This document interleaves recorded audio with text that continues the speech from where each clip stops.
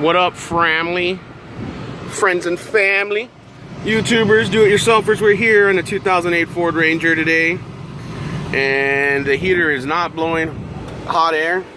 It was blowing cold air.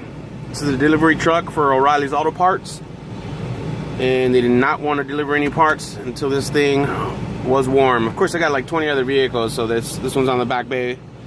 We're gonna go ahead and knock this one out so it can get back on the road.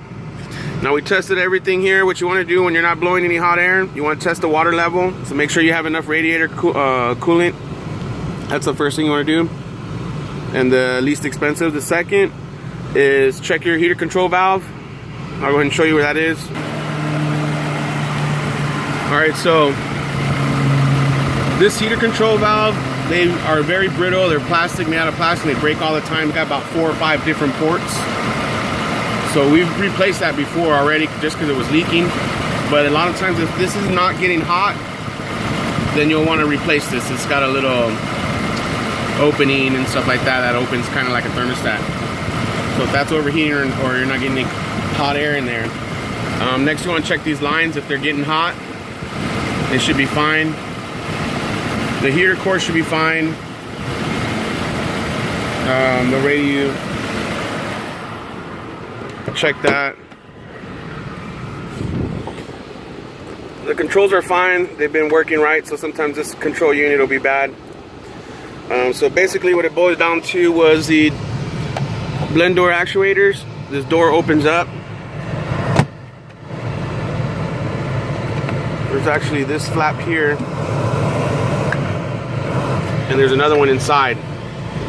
This actuator opens that flap open so that you get hot air through this vent. So we're gonna check the old one real quick. Alright, so we plugged it in, the old one back in after we dismounted, which is 8mm bolts. There's 3 of them. There's 2 in the front and 1 back there. The one back there is super hard to get to. I actually had to pop it off and then unscrew it. So I barely got into there and that back end. You might have difficulty putting that back one back on, so I'd probably just leave it alone. Anyways, let's check this old one real quick. We're gonna turn this back on for heat, and we'll slowly turn the dial. I'm slowly turning the dial, and this little notch here should be moving. That's what opens the door, the blend door actuator inside. So it's not working. We're gonna go ahead and switch it out.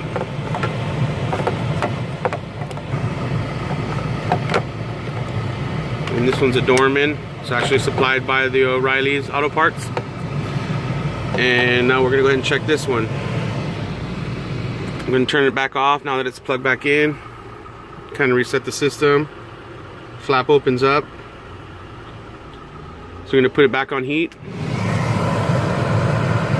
It's gonna close the box. Now we're gonna turn these switches here from left to right.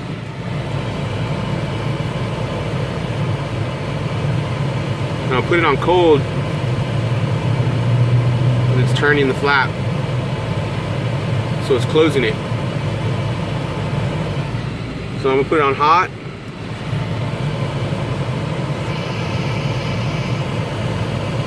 and it's opening. So that's how you test that door actuator, you guys. I'm not sure how much this actually was. It was supplied by the customers. So I'm gonna go ahead and mount this back in now that everything's working and blowing hot, and send this vehicle on their way.